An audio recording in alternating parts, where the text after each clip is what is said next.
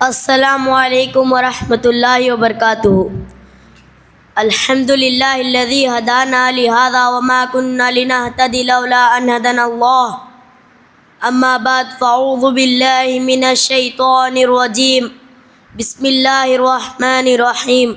لقد من اللہ علی المؤمنین اذ بعث فیہم رسولا من انفسہم یتلو علیہم آیاتہ ویزکیہم ویعلموہم الکتاب والحکمہ وإن كانوا من قبل لفی ضلال مبین۔ صدق اللہ العظیم۔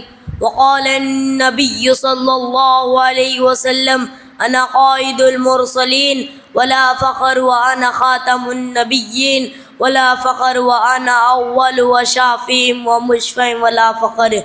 قابل قدر صدر جلسہ، حضرات علماء کرام و سامعین نظام، آج میں آپ حضرات کے سامنے آپ صلی اللہ علیہ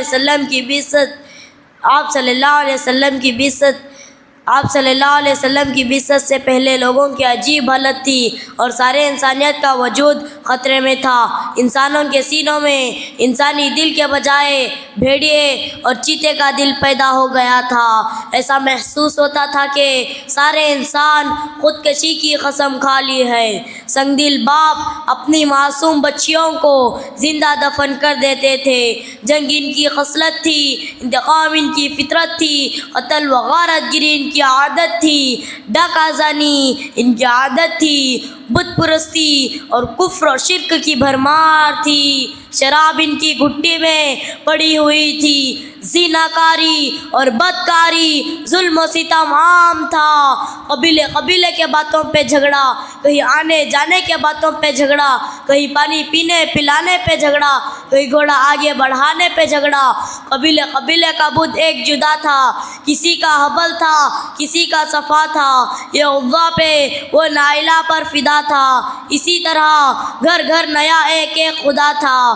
ایسے ہی پر خطر اور نازک دور میں اللہ تعالیٰ نے اپنے بندوں پر رحم کھا کر محسن اعظم، امام الانبیاء، محبوب کبریا، تاجدار حرم، سرکار مدینہ حضرت محمد مصطفیٰ صلی اللہ علیہ وسلم کو مبعوث فرمایا۔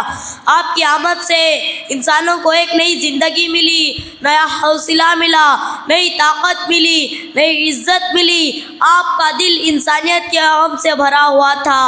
آپ نے خود فرمایا، اے لوگوں، مجھے اللہ تعالیٰ نے تمہارے پاس دعوت کی ذمہ داری دیکھ کر بھیجا ہے۔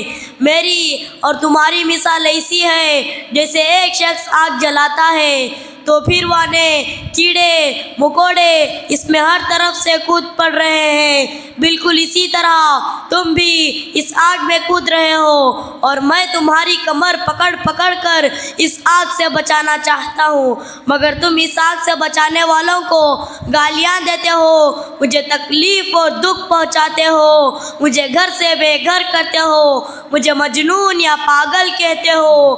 پھر آپ ان کے حق میں رو رو کر دعائیں مانگتے تھے، لوگوں کے پتھر کھاتے تھے، معاف کر دیتے تھے، گالیاں سنتے تھے، درگزر کرتے تھے، کانٹوں کے بدلوں میں پھول پیش کرتے تھے۔ بزرگوں اور دوستوں، آپ صلی اللہ علیہ وسلم کا سب سے بڑا احسان یہ ہے کہ آپ نے انسانوں کو کفر و شرک کی تاریکیوں سے نکال کر ایمان کی روشنی میں لایا اور ایک خدا سے ملایا جو بیماروں کو شفا دیتا ہے، جو کمزوروں کو طاقتور بناتا ہے، جو غلاموں کو شاہوں کے تخت پر بٹھاتا ہے۔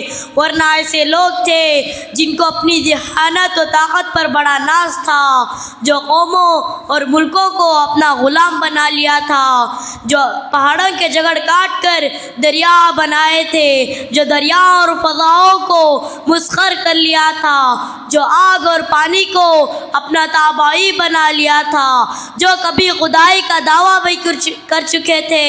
ایسے انسان جب انسانیت کے مقام سے گرے تو اپنے سے کمزور اور بے جان چیزوں کے سامنے جھکنے لگے، وہ انسان سے ڈرنے لگے، وہ صرف دریاؤں اور پہاڑوں اور چاند ستاروں ہی سے نہیں بلکہ کیڑے مکوڑوں کے سامنے بھی سجدہ کرنے لگے۔ اور جنوں اور شیطانوں کو اپنا مشکل کشا سمجھنے لگے. ایسے بے دینی اور کفر کے اندھیرے میں آپ صلی اللہ علیہ وسلم تشریف لا کر انسانوں کو وحدانیت اور ایمان کی دعوت دی. لا الہ الا اللہ. ساری دنیا اور دنیا کی ساری چیزیں مخلوقات ہیں. سب سے بڑا خالق صرف و صرف ایک اللہ کی ذات ہے. زندگی اور موت اسی کے قبضے میں ہے. جب ایمان کی دعوت دی اور لوگوں نے ایمان قبول کیا، ان کے دل کی دنیا بدل گئی، ان کی آنکھیں کھل گئی، اپنے آپ کو پہچاننے لگے. اب خود کفار مکے میں اپنے کفر پر مشرکوں کو شرم محسوس ہونے لگی. بزرگوں اور دوستوں، آپ صلی اللہ علیہ وسلم نے قدم قدم پر رہبری کی دعوت کے ذریعے اس امت کو آخرت کی طرف رخ موڑا، اور ہزاروں احسانات آپ صلی اللہ علیہ وسلم کے اس امت پر ہیں. ہمیں آپ صلی اللہ علیہ وسلم کی مبارک اور نورانی سنتوں پر عمل کرنا ہے. اللہ تعالی ہم تمام کو ایمان کے تقاضوں پر زندگی گزارنے کی توفیق نصیب فرما، اور آپ کے احسانات کو جان کر آپ کی اتباع کرنے کی توفیق نصیب فرما. آمین. وآخر دعوانا الحمدللہ رب العالمین. ماشاء اللہ.